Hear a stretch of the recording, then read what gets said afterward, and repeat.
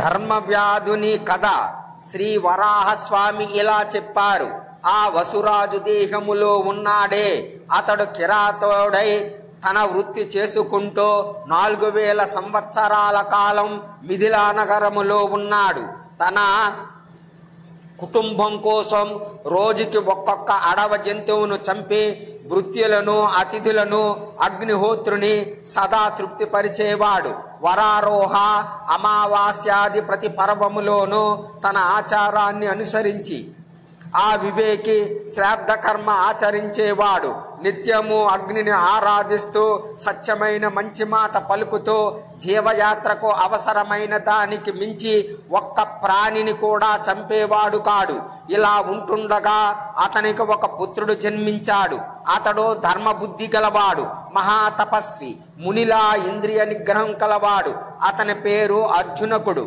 మంచి నడవడికతో చాలా కాలం గడిచేసరికి ఆ దీశాలి ధర్మవ్యాధుడికి అర్జునునికి అన్న చక్కని రూపురేఖలు గల కన్య కలిగింది. ఆమెకు వయసు వచ్చేసరికి ఆ ధర్మవేత్త ఈ కన్యను ఎవరికిచ్చేది, ఈమెకు తగిన వాడెవడు అని చింతించాడు. ఇలా చింతిస్తున్న ధర్మవ్యాధునికి మతంగుని సుతుడు ప్రసన్నుడని అతనిని గురించి ఆప్తులు బాగా చెప్పారు. ధర్మవ్యాధుడు మాతంగ ప్రసన్నుని గురించి ప్రయత్నించి అతని తండ్రితో తపస్వి శ్రేష్ఠ, ప్రసన్నుడు మహాత్ముడు, అతనికి నా బిడ్డ అర్జునునికి ఇచ్చి వివాహము చేస్తాను, నీవు దయతో స్వీకరించు అన్నాడు. మతంగుడు వ్యాధసత్తమా, నా సుతుడు ఈ ప్రసన్నుడు సర్వశాస్త్ర విశారదుడు, నీ కుమార్తెను అర్జునునికి కన్యను ఇతని కోసం స్వీకరిస్తాను అన్నాడు. ఇలా అనేసరికి మహాతపస్వి ధర్మవ్యాధుడు దీశాలి మతంగుని పుత్రుడు అయిన ప్రసన్నునికి తన కన్యను ఇచ్చాడు. ఆ తరువాత ధర్మవ్యాధుడు స్వగృహం చేరుకున్నాడు. అర్జునునికి కూడా అత్తమామకు భర్తకు ఆసక్తితో సేవ చేస్తున్నది. ఇలా చాలా కాలం గడిచింది. అర్జునునికి అత్తగారు, నీవు జీవుల ప్రాణాలను తీసేవాడి కూతురివే, నీవు అలాంటి దానివే, కనుకనే నీకు తపస్సు చేయటము తెలియదు, భర్తను ఆరాధించటము తెలియదు అంటూ ఆరళ్ళు పెట్టసాగింది. ఆ సన్న నడుము చిన్నదాని నేరం స్వల్పమైనా ఇలా బెదిరించేసరికి ఆ చిన్నది మాటి మాటికి సోకిస్తూ కన్నవారింటికి వచ్చింది. తండ్రి, ఏమిటమ్మా ఇది, ఎందుకు ఏడుస్తున్నావు అని అడుగుగా ఆ భామిని, నాన్న, అత్తగారు అగ్గి మీద గుగ్గులమై నన్ను ప్రాణాలు తీసేవాడు కూతురివే, కిరాతకుడికి పుట్టావే అని చీటికి మాటికి అంటున్నది అని చెప్పింది. ఇది వినేసరికి ధర్మాత్ముడైన ధర్మవ్యాధునికి క్రోధం వచ్చింది. వెంటనే పల్లె నడుమ ఉన్న మతంగుని కొంపకు వెళ్ళాడు. విజయాన్ని వరించిన ఆ మతంగుడు వచ్చిన చుట్టానికి ఆసనాదులు ఇచ్చి ఆర్ఘ్యపాద్యాలతో అర్చించి, నీవు వచ్చిన పని ఏమిటి, నీకు స్వాగత సత్కారముగా ఏమి చేయమంటావు అని అడిగాడు. వ్యాధుడు, ప్రాణి సంబంధం కాని భోజనము కొంత తినాలని ఉంది, ఆ కోరికతోనే నీ ఇంటికి వచ్చాను అన్నాడు. మతంగుడు, బాగు చేసిన గోధుమలు, బియ్యము, యవలతో వండిన పదార్థములు మా ఇంట్లో ఉన్నాయి, ధర్మవేత్తలతో శ్రేష్ఠుడా, తపోధన, కావలసినట్టు ఆరగించు అన్నాడు. వ్యాధుడు, ఆ గోధుమలు, బియ్యము, యవలు ఎట్టివో చూస్తాను, అవి ఏ స్వరూపములో ఉన్నాయో తెలుసుకుంటాను, సజ్జనోత్తమ అన్నాడు. ఇలా అనేసరికి మతంగుడు అక్కడ నిండా గోధుమలు ఉన్న చేట ఒకటి, బియ్యమున్న చేట మరొకటి ధర్మవ్యాధునికి చూపించాడు. ఆ ధర్మవ్యాధుడు గోధుమలు, యవలు చూశాడు. ఉత్తమాసనం మీద నుంచి లేచి వెళ్ళసాగాడు. మతంగుడు ఆపి, నా ఇంటిలో ఉత్తమమైన సిద్ధాన్నం తినకుండానే వెళ్ళిపోతున్నావెందుకని, మహామేధావి స్వయముగా వండించి ఇప్పుడెందుకు తినవో చెప్పు అని అడిగాడు. వ్యాధుడు, ప్రతిరోజు వేలాదిగా కోట్లాదిగా జీవుల్ని చంపుతున్నావు, మరి ఇటువంటి పాపాత్ముడి అన్నం ఏ సత్పురుషుడు తింటాడు? ప్రాణి సంబంధము కాని బాగా వండిన ఆహారం ఏదైనా నీ ఇంట్లో ఉంటే నీ వాడనుకుని ఇప్పుడు తింటాను. ఇప్పుడిక్కడ చూసినవి నీటి జంతువులు, ముని, వీటిని విత్తితే ఒక్కొక్కటి వేల కొలది గింజలుగా అవుతాయి కదా. నేను కుటుంబం కోసం రోజుకొక పశువులు అడవిలో చంపుతాను, దానినైనా వండి పితరులకు నివేదించి నా వారితో పాటు భుజిస్తాను. నీవో అనేక జీవులను వధించి సకుటుంబ పరివారముగా తింటావు కనుక అది నాకు సదా అభోజ్యం. బ్రహ్మదేవుడు పూర్వం ఓషధులను సకల లతలను యజ్ఞం కోసం సృష్టించాడు. అది యజ్ఞశిష్టం అయితే తినదగినది అని శృతి. దివ్య యజ్ఞం, భూత యజ్ఞం, పితృయజ్ఞం, మానుష యజ్ఞం, బ్రహ్మయజ్ఞం అని ఈ పంచమహాయజ్ఞాలను బ్రహ్మ పూర్వం సృష్టించాడు. బ్రాహ్మణుల తదితరుల హితం కోసం ఆ యజ్ఞాలు బ్రాహ్మణులకు విహితమైనవి, ఇతరులకు శుభములు బ్రాహ్మణులే చేయిస్తారు.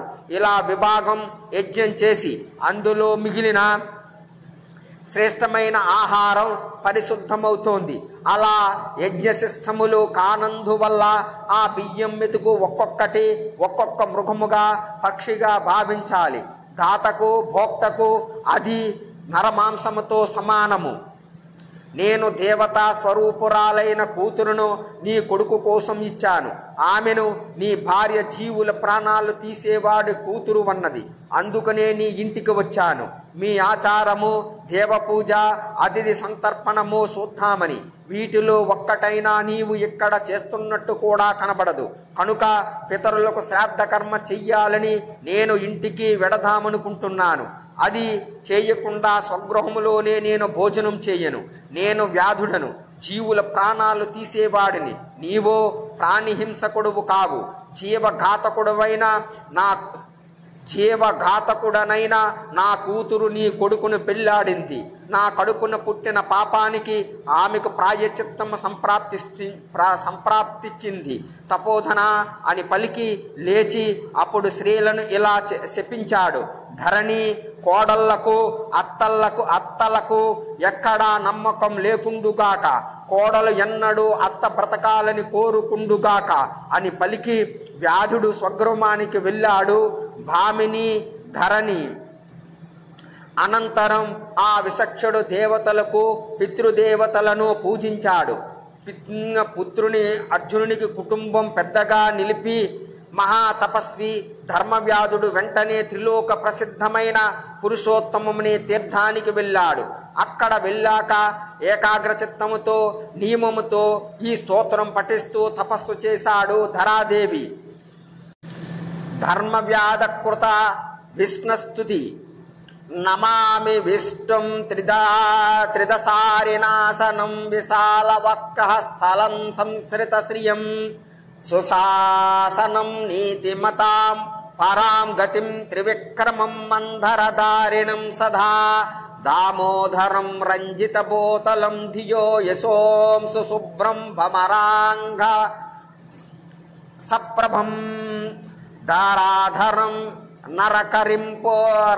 నరకరిపుం పురుష్టతం నమామి విష్ణుం శరణం జనార్దనం నరం నృసింహం హరిమీశ్వరం ప్రభుం త్రిధామనామానమనంత వర్చసం సుసంస్కృతాస్యం శరణం నరోత్తమం ప్రజామి దేవం సతతం తమస్యుతం త్రిధాస్థితం తిగ్మరతాంగా పానినం నయస్థితం తృప్తమనుత్తమైర్గుణైః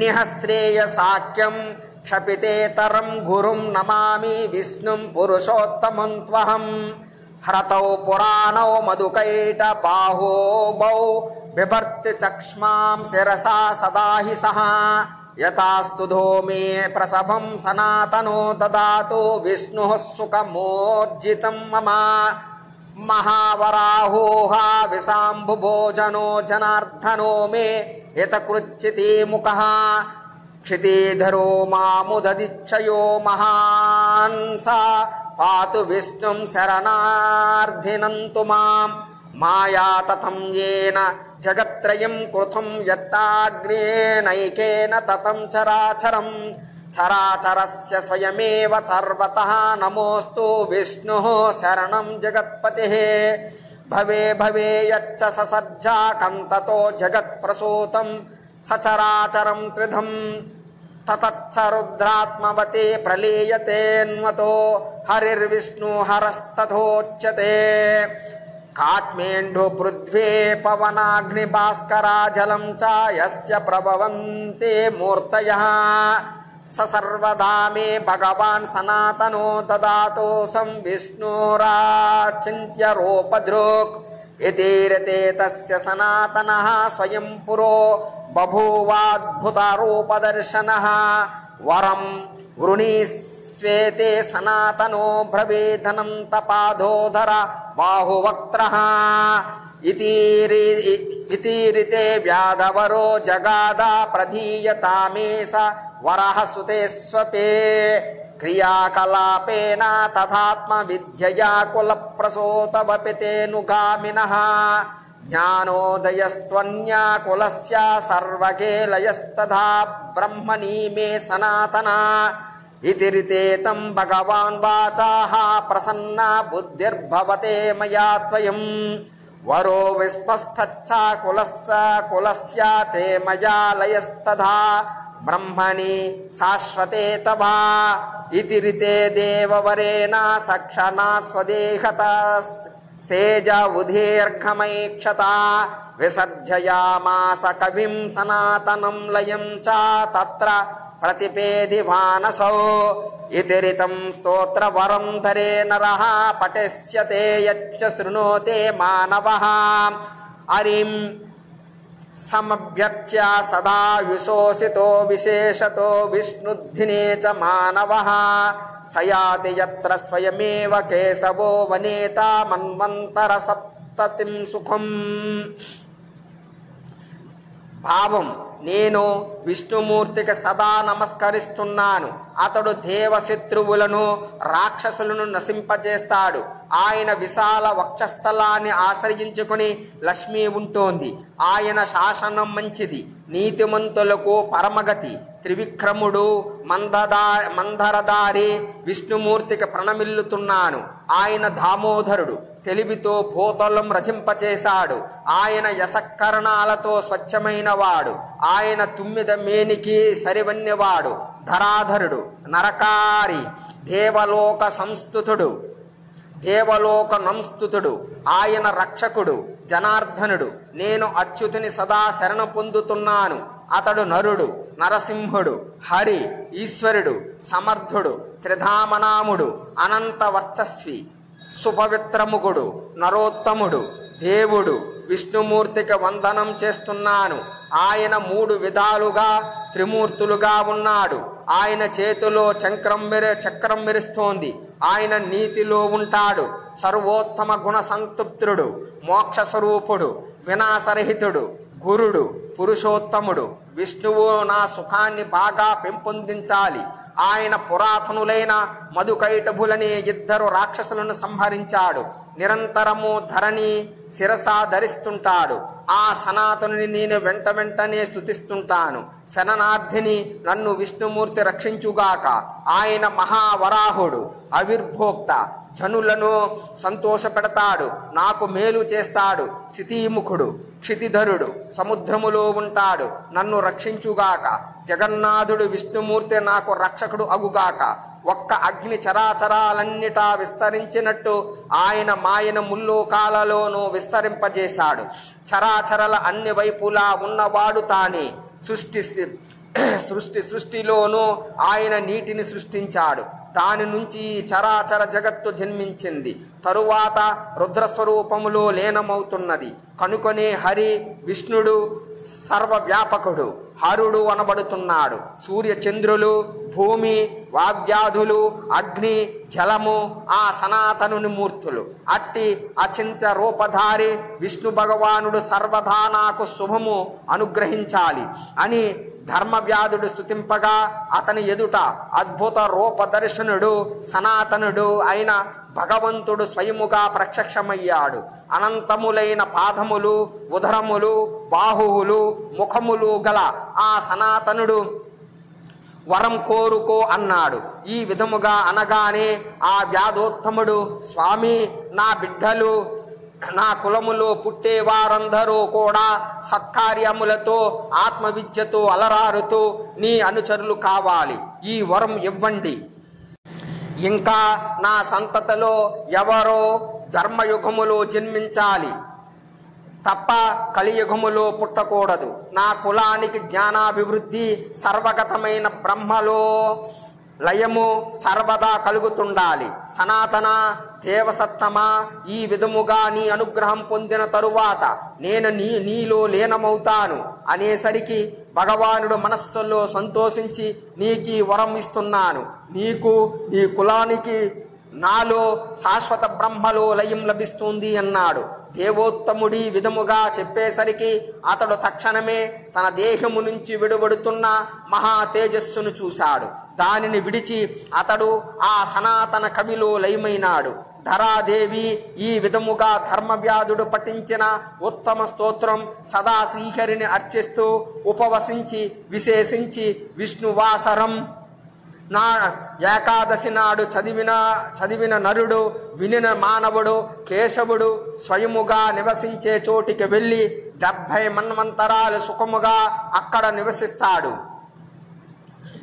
మూర్త సృష్టి ధరణి నాథ మొదట కృతయుగాదిలో విశ్వమంతా తానే అయిన నారాయణుడు ఏమి చేశాడో ఆ సత్యం వినాలనుకుంటున్నాను అని అడిగింది. శ్రీ వరాహస్వామిలా చెప్పారు, ధర పూర్వం నారాయణుడు ఒక్కడే ఉన్నాడు, వేరే ఏమీ లేదు. తన ఇష్ట ప్రకారం పనులు చేసే ఆయనకు ఒంటరితనం వల్ల సంతుష్టి కలగనే లేదు. ఆయన రెండవ వాడు కావాలనుకుంటే ఆయన బుద్ధి రూపాన్ని ధరించి మెరిసింది. దాని పేరు అకారం. అది ఒక క్షణం పాటు సూర్య సమానముగా వెలిగింది. ఆ ఆలోచన బ్రహ్మమును తెలుపుతూ ఊ మా అన్న 2 విధాలై ఎల్లప్పుడూ మధ్యలోకములో నిలిచింది. అవే ఉకార మకారములు. అలా అకార ఉకార మకార స్వరూపమైన 3 రకాలైన ఆలోచన ఓం అన్న ప్రణవాక్షరమై అప్పుడి భూమిని సృజించింది. భూర్లోకం భువర్లోకాన్ని సృజించింది. అది స్వర్లోకాన్ని సృజించింది. దాని నుంచి మహర్లోకము, దాని నుంచి జనులోకము, దాని నుంచి తపోలోకము, తపోలోకము నుంచి సత్యలోకము సంభవించాయి. అటుపై ఆత్మ పరమాత్మలో విలీనమవుతోంది. ఇదంతా బుట్టలో దారములా మనులలో వెలుగులా అంతటా వ్యాపించింది. ప్రణవం ఓంకారం నుంచి పుట్టిన ఈ జగత్తు అప్పుడు శూన్యముగా ఉన్నది. భగవానుని మూర్తి అయిన శంకరుడు స్వయముగా శ్రీహరే. ఈ శూన్యలోకాలను చూసి ఆ శంకరుడు ఉత్తమ ఆకారాలను సృష్టింపగోరి మనస్సును మదించాడు. అప్పుడు తన అంశతో ఒక ఆకారం ఏర్పడింది. దానిపై ఆయన కూర్చుండగా అది అటు ఇటు కదలాడి బ్రహ్మాండం ఏర్పడినది. అది ముక్కలయ్యేసరికి క్రింది భాగం భూలోకముగా ఏర్పడింది. మధ్య భాగం సూర్యునిలా వెలుగుతూ నక్షత్ర మండలం దాకా వ్యాపించి మరో లోకం ఏర్పడింది. అందులో పురాణ పురుషుడైన నారాయణ దేవుడు ప్రాజాపత్య తేజస్సుతో వ్యాపించి పద్మపు మొగ్గలో ఉన్నాడు. ఆయన అకారాది స్వరాలను అచ్చులను హల్లులను తన నాభిలో నుంచి సృష్టించాడు. సృష్టిలో ఇంకా ఆకారాలు ఏర్పడకముందే ఆయన శాస్త్రాలను వేదాలను ఉచ్చరించాడు. అప్పుడు దిక్కులను సృష్టించి ఆ అమేయాత్ముడు వాటిని నిలపడం గురించి ఆలోచించాడు. ఆలోచిస్తున్న అతని నేత్రాల నుంచి ఒక మహా తేజస్సు వెలువడింది. దక్షిణం వైపుది అగ్నిలా ఉన్నది, ఎడమ వైపుది మంచులా ఉన్నది. అది చూసి పరమేష్టి వాటిని చంద్ర సూర్యాగ్నులుగా మలిచాడు. తరువాత పరమేష్టి ప్రాణం వాయువై వెలువడింది. సర్వవ్యాపకుడైన ఆ వాయు భగవానుడే నేటికి మన హృదయములో ఉంటున్నాడు. వాయువు నుంచి అగ్ని, అగ్ని నుంచి మహాజలం వెలువడింది. ఈ అగ్నియే బ్రాహ్మణ జాతికి మూల కారణమైన బ్రహ్మ తేజస్సు. ఈ తేజస్సే 2 బాహువుల నుంచి క్షాత్ర తేజస్సును సృష్టించింది. ఆ విభుడు 2 ఊరుల నుంచి వైశ్యువులను, 2 పాదాల నుంచి శూద్రులను సృష్టించాడు. ఆ ప్రభువు తర్వాత యక్షులను రాక్షసులను సృష్టించాడు. చతుర్విధ వర్ణాలతో భూలోకాన్ని, యక్షాదులతో భువర్లోకాన్ని, స్వర్గ మార్గాన్ని అనుసరించే ఇతర ప్రాణులతో స్వర్లోకాన్ని నింపాడు. అలాగే ఆయా సనకాది ప్రాణులతో మహర్లోకాన్ని, తరువాత వైరాజులనే ప్రాణులతో జనోలోకాన్ని నింపాడు. అటుపై దేవుడు తపోలోకాన్ని తపోనిష్ఠులతో నింపాడు. మరణము లేని దేవతలతో సత్యలోకాన్ని నింపాడు. భూత భావనుడు, భగవానుడు, పరమేశ్వరుడు, దేవుడు అలా సృష్టిని సృష్టించి కల్పమనే పేరున్న తన పగట వేళ మేలుకుని ఉంటాడు. ఆ పగటలో భూలోక, భువర్లోక, స్వర్లోకాలివి 3 జన్మిస్తాయి. ఇందులో సందేహము లేదు. కల్పాంతరములో దేవుడు నిద్రిస్తే పగలు ఎంతకాలముందో అంతకాలము రాత్రి ఉంటుంది. అప్పుడు ఈ 3 లోకాలు నీటిలో మునిగి నిద్రిస్తాయి. అనంతరం రాత్రి గడిచాక కమలాక్షుడు దేవేశుడు లేస్తాడు. ఆ 4 వేదాలను వాటి తల్లి సావిత్రిని ధ్యానిస్తాడు. అయినా ఆ వేదాలను పొందడు. నిద్రాజ్ఞాన మోహితుడై లోకమార్గం ఏర్పరచటానికి ఆ దేవేశుడు ఇక్కడ వేదాలు లేవనుకుంటాడు. ఆ పైని సర్వేశ్వరుడు జలమనే తన రూపములో లీనమైన వేదాలను చూసి తీసుకోవాలని ఆలోచించి మత్యమై నీటిలో ప్రవేశిస్తాడు. ఇలా ఆలోచించి క్షణములో మహామత్యమై దేవుడు నీటిలో ప్రవేశించి అన్ని వైపులా కలసి వేస్తాడు. వేగముగా పెద్ద పర్వతమంత శరీరముతో ప్రకటముగా ఆ దేవవరుడు మత్స్య రూపముతో మహాసముద్ర జనములో ప్రవేశించి భూమి నెత్తేసరికి ఆ హరిని సనకాది యోగులు స్తోత్రాలతో స్తుతిస్తారు. మత్స్యరూప నారాయణుని స్తుతి. నమోస్తు వేదాంతరఘా ప్రతర్క్ష నమోస్తు నారాయణ మత్స్యరూప నమోస్తు తే సుసర్వ విశ్వమూర్తే నమోస్తు విద్యాద్వయ రూపధారిన్ నమోస్తు చంద్రార్కమ మరుత్వరూప జలాంత విశ్వస్థిత చారునేత్ర నమోస్తు విష్ణోః శరణం వ్రజామః ప్రపాహినో మత్యతనుం విహాయ త్వయా తతం విశ్వమనంతమూర్తే పృథగ్గతే కించిదిహాస్తి దేవా బభాన్నా చాస్య వ్యతిరిక్తా మూర్తి స్త్వత్తో వయం తే శరణం ప్రపన్నాః కాత్మోంఢువైనిచ్చా మనచ్చా రూపం పురాణమురేస్తవ సాబ్జనేత్రా క్షమస్వ శంభో యది భక్తిహీనం త్వయా జగద్భాసతి దేవదేవా విరుద్ధమేతత్తవ దేవ రూపం సుభీషణం సుస్వనమధ్రితుల్యం పురాణదేవేశ జగన్నివాస సమం ప్రయాహ్యచ్యుత తే బ్రభానో వయం హి సర్వే శరణం ప్రపన్నా భయాచ్చ తే రూపమిదం ప్రపశ్య లోకే సమస్తం భవతా వినాతు న విద్యతే దేహగతం పురాణం ఏవం సుతస్తథా దేవో జలస్తాన్ జగృహే చ సహ వేదాన్ సోపనిశ్చాస్త్రానంతస్థం తోపమాస్థితః యావత్స్వమూర్తిర్భగవాంస్తావదేవ జగద్విధం కోటస్థే తల్లయం యాతే వికృతుస్తే వివర్ధతే. భావం వేదాంతరగామి నీకు వందనం, అచింత్య అభినందనం. మత్స్యరూప నారాయణ సుస్వర విశ్వమూర్తి నీకు అభివాదం. విద్యాద్వయ రూపధారి అభివాదనం. చంద్రార్క మరుత్వరూప నీటిలోని విశ్వములో ఉన్నవాడా సుందర నేత్ర అంజలి ప్రణామం. విష్ణువును నిన్ను శరణు పొందుతున్నాము. మత్స్య శరీరం విడిచిపెట్టి మమ్మల్ని సంరక్షించు. అనంతమూర్తి విశ్వమంతా నీవు విస్తరించినదే. దేవా నీకంటే వేరైనది ఇక్కడ కొంచెమూ లేదు. నీవు దీనికి వ్యతిరిక్తమైన మూర్తివి కావు. నీ వల్లనే సంభవించినది. మేము నీ శరణు వేడుతున్నాము. అబ్జనేత్ర ఆకాశం, ఆత్మ, చంద్రుడు, అగ్ని, మనస్సు పురాణమూర్తివైన నీ రూపాలే. శంభు దేవదేవ నీ వల్లనే జగత్తు భాసిస్తున్నది. భక్తహీనుడనైతే నన్ను క్షమించు. దేవా మంచి ధ్వనితో బాగా అరుస్తూ అదృశ్యమానముగా ఉన్న ఈ రూపం నీకు విరుద్ధమైనది. ప్రాచీనుడా దేవేశ జగన్నివాస అచ్యుత తీవ్రభాను శాంతించు. నీ ఈ రూపం చూసి మేము అందరము భయముతో నమస్కరిస్తున్నాము, శరణు వేడుతున్నాము. నీవు వినా నేడు లోకములో సమస్తము లేదు. ప్రాచీనమైనదంతా నీ శరీరములో ఉన్నది. ఇలా స్తుతించేసరికి అప్పుడు ఆ దేవదేవుడు నీటిలో ఉన్న వేదాలను, ఉపనిషత్తులను, శాస్త్రాలను పట్టుకున్నాడు. తరువాత తన నిజ రూపం స్వీకరించాడు. భగవానుడు ఎంతవరకు తన రూపముతో ఉంటాడో అంతవరకే ఈ జగత్తు అతడు ప్రకృతిలో కలిసిపోతే ఈ జగత్తు కూడా అతనిలో లీనమవుతోంది. ఆయన దేహము ధరిస్తే జగత్తు వర్ధిల్లుతోంది.